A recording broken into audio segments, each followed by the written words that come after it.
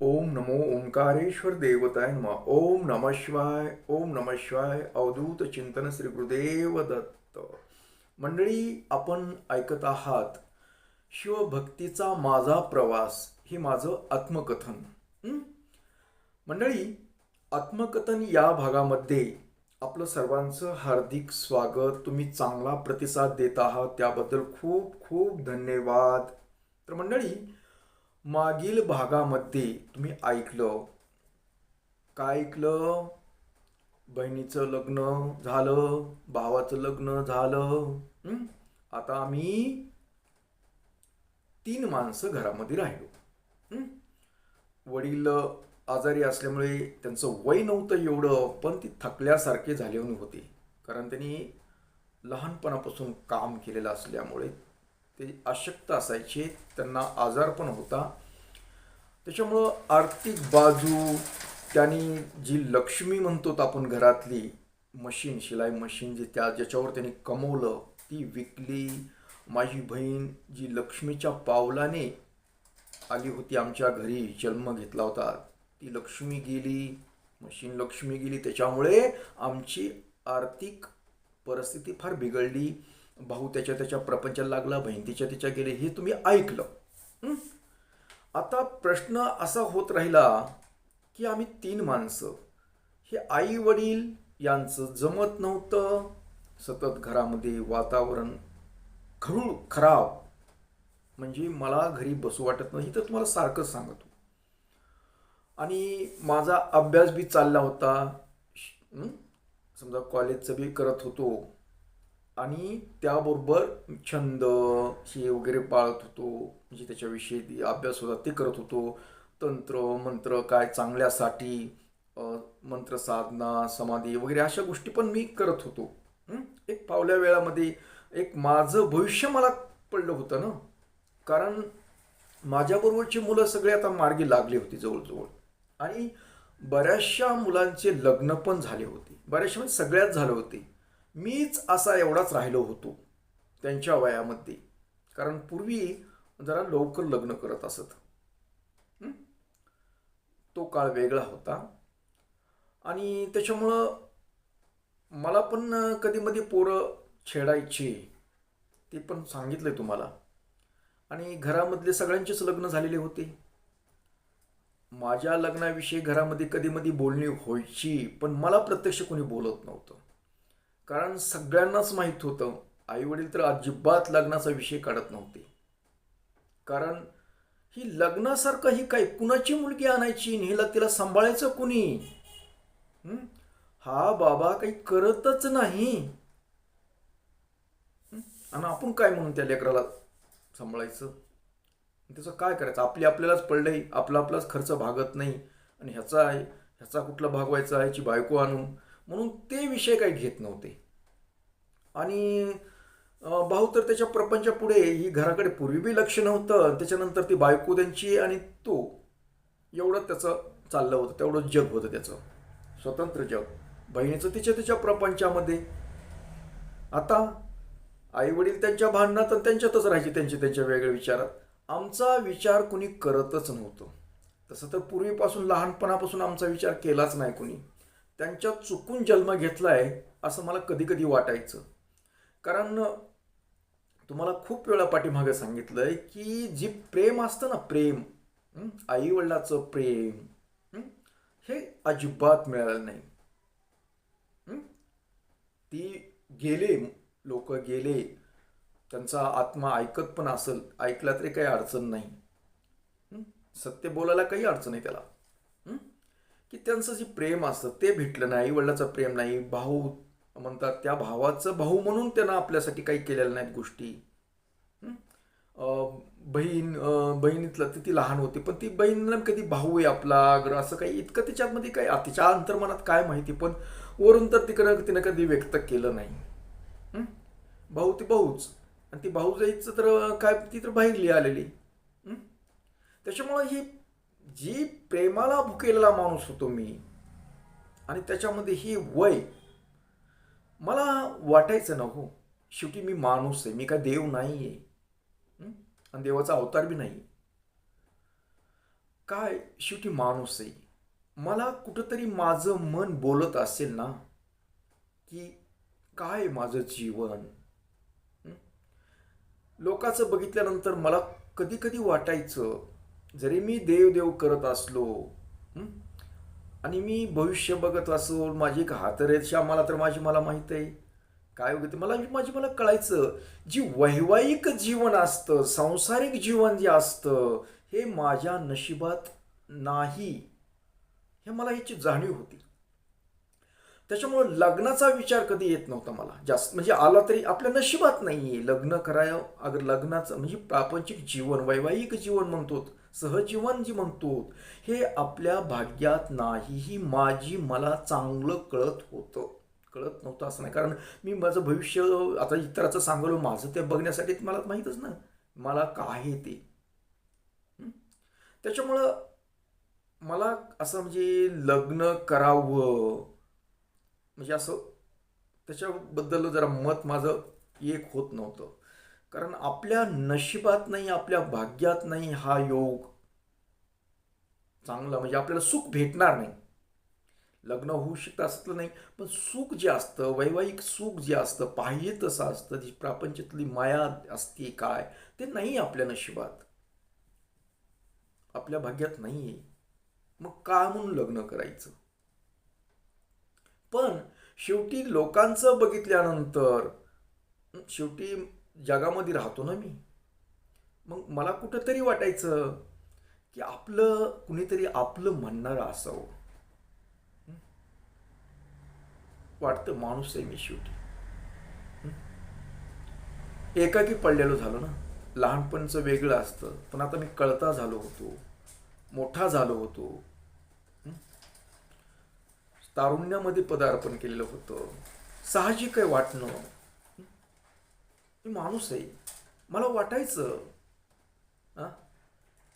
की आपलं म्हणणारं कुणीतरी असावं, मला कुणीतरी मायेनं जवळ करावं, प्रेमाचे 2 शब्द बोलावे, आपल्याला समजून घ्यावं कुणीतरी. कारण कुणीच मला समजून घेत नव्हतं, कुणी घेत नव्हतं. आईवडिलांनी घेतलं नाही, भावानं कधी भाऊ म्हणून जवळ केलेलं नाही. जे नातं होतेच, कोण मामा मामाचं म्हणतात ते नव्हतेच आपल्याला मामा. बाकीच्या घरातले तर इतरांचं नावच नाही. बाहेरून असं बोलतात लोक, दोस्तानी समजे पण शेवटी आपलं म्हणणारं कोणही मला. त्याच्यामुळे मी दुःखित होतो. अंतर्गत मनामध्ये मला खूप दुःख वाटायचं, म्हणजे विचार आला कधी कधी. म्हणून मी छंदामध्ये, गाण्यामध्ये, चित्र काढण्यात, अगर काही छंद जोपासण्यामध्ये मी वेळ घालवत असे. आणि मग वाटायचं कधी, आता घरचे, आता कुणी आले पाहुणे, कुटुंब जरी विचारपूस झाली की बाबा तुमचा मुलगा आता लग्नाला आलाय बारका, सगळे दोघांचे झालेत, आता आता मुलगा राहिला आहे तुमचा, मग आहे का नाही काही विचार. तर आईचा तो वडिलाचं एकच मत असायचं, तू काही ऐकत नाही, तू काही करत नाही. आता कुठल्या जीवावर त्याचं लग्न करायचं, तू स्वतःच काही 4 पैसे कमवत नाही. त्यांना कुठंतरी वाटत असेल ना आपल्या ह्या बी मुलाचं चांगलं व्हावं, वाटत नसा थोडंच असतंय, पण ते बोलू शकत नव्हते. कारण त्यांच्यामध्ये आत्मविश्वास नव्हता तेवढा की आपलं पूर्ण काहीतरी करेल, अगं ती सांभाळेल म्हणून. त्यांना अजिबात, भावाकडे जरी झालं तर भावाचं तिकडलं मत, की काय ते काय विचारलं त्यांना की बाबा तुमचा भाऊ काय करतं, काही नाही करीत, कशाला डोंबला पाहुणे जवळ येते तर. त्याच्यामुळं लग्नासाठी जी सोयीपण म्हणतात ती जवळ यायला कुणी तयार बी नव्हतं. पण कुणाला तरी कुणी वाटायचं की बाबा कुठून तरी काय दुसरं कुणीतरी सांगायचं की जरी काही करत नसलं पोरग तरी चांगलंय पोरग. आणि मला कुणीतरी लांबून विचारायचं, अरे तुला लग्न करायचं नाही का. मी काय करू, मी लग्न करू,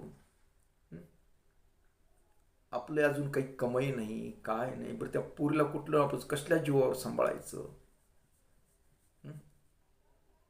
काय तसं सांभाळण्याचं काय असतं, काय बी करते माणूस असं तसं म्हणे. बरोबर आहे म्हटलं, तुझं काय मत आहे, तुला कशी पाहिजे पोरगी, काय पाहिजे. आता मग माझ्या मनामध्ये एक विचार मांडून ठेवलेला होता, आपल्याला मुलगी कशी पाहिजे, आपल्याला मुलगी फार देखणी असावं अशातला नव्हता प्रकार. मला मुलगी हवी होती की मला समजून घेणारी मुलगी पाहिजे होती. कारण सगळ्या जणांना माहीत होतं की याचा विचित्र स्वभाव आहे. विचित्र म्हणजे काय, याचे विचार आपले विचार हे वेगळे येतं. त्याची जाणीव होती लोकांना, घरच्यांना होती, इतरांना होती. हा वेगळ्याच लाईनमधला चालतोय. आणि खरं पाहिलं तर माझं कसं मत होतं, मला कशी हवी होती की मला समजून घेणारी मुलगी पाहिजे. मी तिच्यासाठी काहीही करेल असं एक माझं मत ठरवलं होतं. मी तिला असा त्रास होणार नाही कारण कामाचा. कारण मी जरी काही करत नसलो तरी मी तिला चांगलं म्हणजे बायको म्हणून माझे जे विचार होते ते वेगळे होते. माझे विचार जे होते ते वेगळे की बायको म्हणून बायकोला काम नसलं पाहिजे. पुरुषानं काम करायचं आणि त्या बायकोला जगवायचं. बायकोचं काम फक्त मुलाचं व्यवस्थित संगोपन करणं आणि त्याची प्रगतीसाठी आणि घरकामामध्ये एक गृहिणी म्हणून मला पाहिजे होती. आणि गृहिणी बरोबर कशी पाहिजे होती, तिनं 4 पैसे कमावेत हा उद्देश नाही, तर तिनं एक घराला घरपण देणारी मला मुलगी पाहिजे होती. आणि त्याबरोबर माझ्यावर भरभरून प्रेम करणारी. मी तिच्यासाठी काही करायला, मी काही काम केलं असतं. हे माझे स्वप्न. आणि या स्वप्नाला अनुकूल असे सोयी पण काही येत नव्हते. त्याच्यामुळं आमचं स्वप्न विरघळून जायचं हवेतच. कारण ही जी विचार आहेत ही कुणाला पटण्यासारखी नव्हती. कारण का, प्रत्येकजण कसं आपल्या मुलीचं सुख बघतं. काही मुलीला काहीतरी इस्टेट असली पाहिजे, मुलाला काहीतरी इस्टेट पाहिजे, मुलाचं कमाई चांगल्या प्रकारे पाहिजे, म्हणजे आपली मुलगी सुखात राहील, हे लोकांचे दृष्टिकोन. पण लोकांनी काय माहिती माझ्या मनामध्ये काय, माझ्या मनामध्ये एक माझ्याकडे इस्टेट नसेल माझ्याकडे, पण मुलीला तुमच्या सुखच असेल, मुलीला कुठलाही त्रास नसेल. कारण कुठला त्रास म्हणजे तिला इतकं मेहनत का, फक्त तिनं काय करायचंय, घरकाम करणे, घरपण ठेवणे, घरात लक्ष्मण पाहिजे, लक्ष्मी पाहिजे मला. आणि ती धार्मिक वृत्तीची पाहिजे, देव धर्मातली पाहिजे मला. तिला देवाविषयी आदर असला पाहिजे, आपले संस्कार या गोष्टी हव्यात मला. म्हणजे देव धर्मातली, म्हणजे मी जसा देवदेव करतो ह्या गोष्टी तिला आवड असली पाहिजे, देवदेवाची आवड चांगली असली पाहिजे. ही माझं मेन काम. तिनं 4 पैसे कमावे हा उद्देश नाही. तिनं घर आणि देवदेवच जे आहे तिच्या मी जी करतो, सगळ्यात मेन काय, मला जी आवड आहे, मला स्वतःला जी आवड आहे ती तिला आवड असली पाहिजे. सामाजिक काम करणारी असावी, समाजासाठी काहीतरी करावं तिनं, समाजाविषयी तिला चांगलं असलं पाहिजे. कारण माझे विचार त्या पद्धतीचे होते. मग मी तर जातीचा भीतीचा काही संबंध नव्हता. आणि डोक्यात काय होतं की एखाद्या गोरगरिबाची, एखाद्या तिला कुणी नाही अशी मुलगी करेल मी.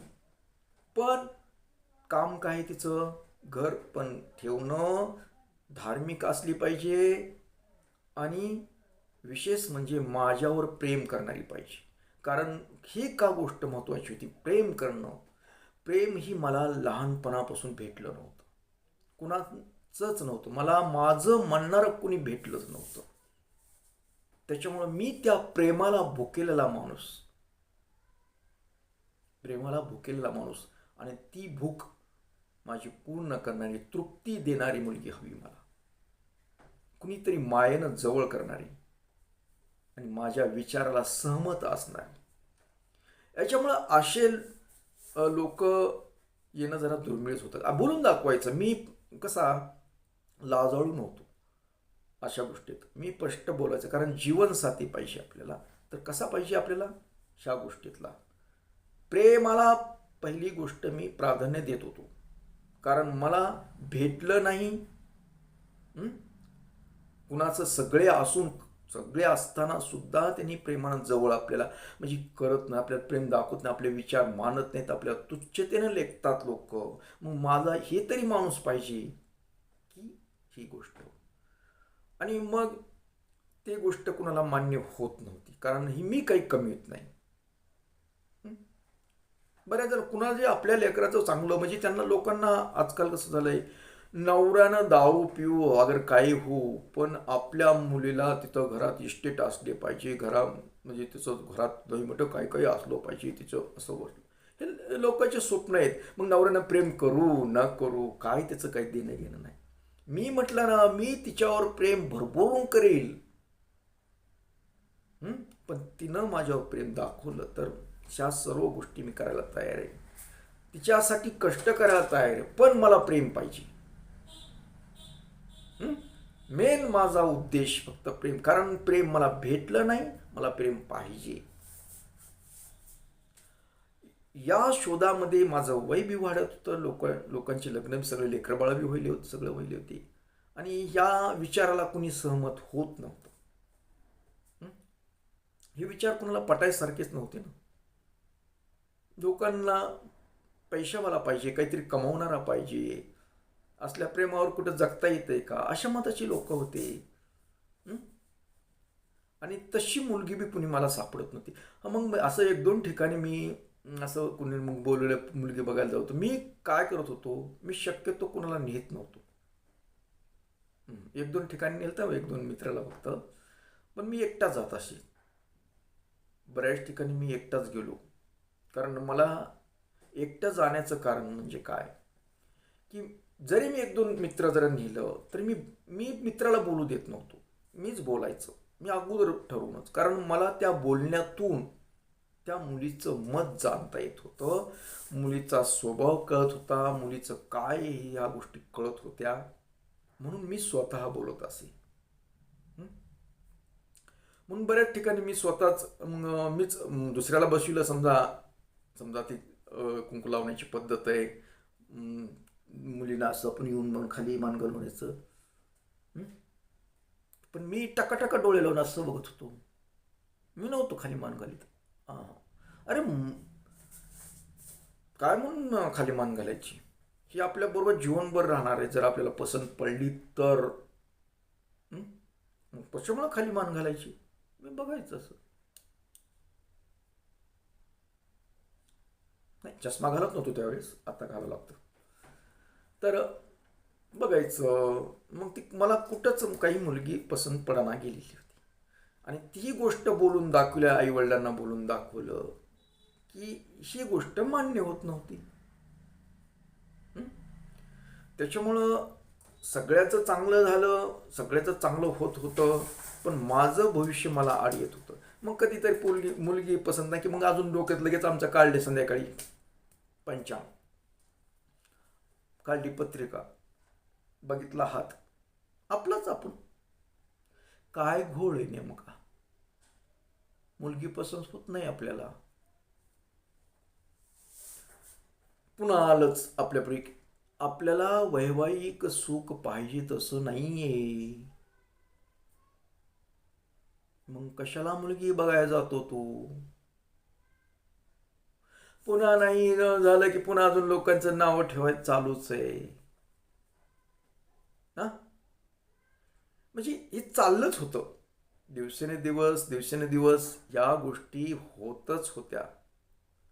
मग ती बघणं नको, मग मी शोधार्थ राहिले. जर आपल्याला समजा आपल्या ह्या विचारामध्ये कुठंतरी आपल्याला समजा आपला योग आला कुठून, तर आपण डायरेक्ट बोलणे, आपल्या विचारामध्ये जर आहे, आपले विचार जर जुळले, म्हणजे विचार कोणते, पैसे कमवण्याचे नाहीये, त्या मुलीला समाजाविषयी चांगलं वाटलं पाहिजे, समाजाचं काहीतरी करावं या विचार असले पाहिजे, समाजासाठी आपण काहीतरी करू शकतो, सामाजिक कार्य करावं तिनं. आणि आपलं मेन काय, देवधर्मातल्या आवड असणारी पाहिजे. देवधर्माचं पुढे काही करायचं हा विषय नव्हता, मग मी सगळ्यात प्राधान्य सुरुवातीपासून, मी लहानपासून देवाची आवड असल्यामुळं देवाची आवड असली पाहिजे. सगळ्यात मेन माझा उद्देश की देवाच्या शक्तीवर तिचा विश्वास असला पाहिजे. कारण तशी व्यक्ती असेल तरच आपलं सहजीवन चांगलं चालेल. काय होईल, नाहीतर आपण अभंग म्हणायचं, त्यांना म्हणायचं फिल्मी गाणी. म्हणजे एक उदाहरण देतं असावं नाही. आता मी पण फिल्मी गाण्यातला, मी पण समजा मी काय ऐकणारा, गाणे ऐकू शकत नव्हतो असं थोडंच होतं. मी पण चांगल्या प्रकारे गाणे ऐकू शकत होतो. हिंदी मराठी सगळे मला आवडत होतात. गाण्याच्या बाबतीत संगीताची आवड होती, तसं नाही. पण त्याबरोबर आपल्या देवाची पण आवड पाहिजे ना. हे झाले एक मनोरंजन म्हणून. पण असं आपल्या देवधर्मातली आवड असावी अशी मुलगीची आपल्याला निवड पाहिजे, आपल्या मनामधली एक. पण ते काही होत नव्हतं गोष्टी, आणि आमचंही जमत नव्हतं. मग काय व्हायचं, निराश झाला की आपला पुन्हा वाटायचं आपल्या नशिबामध्ये ह्या गोष्टी नाही, तर उगाच का प्रयत्न करतो आपण. पण अजून एक मन म्हणायचं, कारण का प्रयत्न करतात, ही समाज आहे आपल्याला असं नीट जगू देणार नाही. कारण मुलांच्या बोलण्यातून ही कुणी म्हणायचं ह्याचं काहीतरी प्रेम प्रकरणच आहे काय, की ज्या अर्थी लग्न करत नाही त्या अर्थी काहीतरी असं ह्याचं, म्हणजे एक त्यांचं बी साहजिक आहे. कारण कसं विचार करण्याचं की काय व्हायचं, बऱ्याच वेळेस माझ्या कुठल्या ना काही निमित्तानं मुली येत असत, म्हणजे मी घरी आणत असत, म्हणजे आमचे मग घरी माझ्याकडे बी असं काही कुठल्या, आता ते रेडिओच्या कार्यक्रमाच्या ह्याच्यामुळे काही मी बऱ्याच वेळेस मुली यायच्या, म्हणजे ते काही एकट्या थोडंच पण येत असत माझ्याकडे. हं? तर आणि बाहेर समजा मी एक फोटोग्राफी करत असल्यामुळे मला बोलण्याचा संबंध येत होता. आणि त्या काळात फोटोग्राफीला खूप हे होता, मान होता, मान. म्हणजे सहज कुणाला कुतूहल म्हणून वाटायचं फोटोग्राफीमध्ये. आज तो विषय राहिलेला नाही. एक कला होती चांगली म्हणून ती लोक बघितल्या जायची. त्याच्यामुळं मुली माझं फोटो काढण्याच्या निमित्तानं कशाच्या निमित्तानं माझ्याकडे ये जा असायची. त्याच्यामुळं मुलांना त्याचा गैरसमज व्हायचा, ह्याचं काहीतरी असल्याशिवाय उगाच लग्न करीना गेलं ही. तसं मग एखादा मुलगा डेअरिंग करून बोलायचा, होय रे काय काय अरे आम्हाला कसं बोलत नाही तर तुलाच कसं काय बोलते आता. आता त्याचं कारण काय होतं, ही जी मुलं होते ना यांचं बोलणं वेगळं असायचं, माझं बोलणं वेगळं असायचं. मी कधीही त्यांच्या असा डोळ्याला डोळ्या भिडून असं बोलत नसो. अगर त्यांना असं शब्दामधूनही कसलं काही जाणवू देत नव्हतो, कारण आपण सभ्यपणानं बोलायचं. त्याच्यामुळं समोरच्या मुलीला, इकडे बघा, मुलींना चांगलं कळतं मुलगा कसा आहे, रॉंग आहे का सभ्य, ते नजरेवर कळत असतं. त्याच्यामुळे ह्या गोष्टीचा पण अभ्यास होता आपल्याला. त्याच्यामुळे आपण आपल्या आपल्या पद्धतीनं बोलायचं. त्याच्यामुळे ती मुलींना माझी भीती वाटत नव्हती की याच्यापासून काही धोका आहे म्हणून. त्याच्यामुळे ती बोलत असत, अगर घरी ये जा असं असतं. मग ह्या मुलांच्या मनामध्ये वेगळं की आम्हाला बोलत नाही तर ह्याला कसं काय बोलतात, ह्याच्याकडे कसं काय जात. अरे बाबा, तुमच्यावर आहे ते अवलंबून. म्हणायचं तुमचं बोलणं वेगळं, माझं बोलणं वेगळं आहे. तर आणि कुठल्या कार्यक्रमाच्या निमित्ताने येणं जाणं असं, मग ते मुलांमध्ये असं की मग मला त्याचा ताण यायचा, मुलं छेडायची मला. मग कधी कधी वाटायचं अरे ही डोकंदुखी होण्यापेक्षा आपण लग्न करणंच गरजेचं आहे. लग्न ही करायला पाहिजेच, कारण ही काय समाज आपल्याला असा होऊ दे नाही. नुसत्या देवदेवात आणि ह्याच्यात देवदेव केलं तरी लोक बोट दाखवितातच. ही समाजाची रीत आहे, आणि समाजाच्या रीतीप्रमाणे आपल्याला ही लग्न ही समाज नावं ठेवणार आहे. कारण सगळ्या मुलांची लग्न झालेली होती आणि एवढा दिवस राहिलाय का, एक संशय. नाहीतर वेगळं अर्थ काढतात त्याची. मग जसं वातावरण आहे तसं आपण राहायला पाहिजे. देवदेव करायला काही अडचण आहे का, देवदेव करू शकतो. देवाचं करायला काय अडचण आहे, शिकता येतं, काही करता परमार्थ करता येतो. प्रपंच करून परमार्थ करता येतो. आपण काही शपथ घेत नाही की मी संन्याशीच राहील म्हणून. संन्याशीच मला सोडलेलं नाहीये, हा पण विचारायचा ना. फक्त का मी लग्नाचं टाळीत होतो त्याचं कारण म्हणजे मला वाटायचं हो, मला तर लोकांचं कळायचं, त्यावरती माझं मला कळत होतं. मी शिकायला होतो ना, अभ्यास चालू होता मला, की आपलं भविष्य काय, वैवाहिक जीवनामध्ये आपले अडचणी येतात, अगर वैवाहिक जीवन आपल्याला हवं तसं मिळणार नाही आहे, मग कशाला उगत किरकिरे अंगावर घ्यायची. हां, म्हणून मी टाळाटाळ करत होतो. पण हा समाज मला काही बसू देत नव्हता. समाज मला या गोष्टीत गुरफटून टाकण्याच्या विचारातच होता. नाहीतर नाव म्हणतात ना, दारू पी नाहीतरी पास तरी. हे असे आट घालतात लोक. दारू पी तरी नाहीतर पास तरी. मग त्याच्यापेक्षा आपला खर्च होतोय काय, दारू पाजायला विनाकारण, त्याच्यापेक्षा पी. मग आता कुठलं घ्यायचं नेमकं आपण, हे आपण ठरवायचे ना. तर अशी गोष्ट आपण पुढे बोलणार आहोत. काय पुढे बरेच प्रकरण झालेले तर मग ती बोलूया. पण आज तुम्हाला एवढंच सांगितलं की मी प्रेमाला भुकेलो होतो. मला लहानपणापासून प्रेम भेटलं नव्हतं कुणाचं. त्याच्यामुळं मला माझ्यावर प्रेम करणारी कुणीतरी असावं, कुणीतरी जीवनसाथी असावं आपल्याला, हे वाटू लागलं होतं. त्याच्यामुळे मी निराश होतो. पण एक मन माझं ह्या गोष्टी करायला तयार नव्हतं. आणि पुढे पुढे काय झालं ही पुढील भागामध्ये ऐकूया. पण तोपर्यंत आज एवढंच. तर ओम नमः शिवाय. जय हिंद, जय भारत. सुखी राहा आणि समाधानी राहा.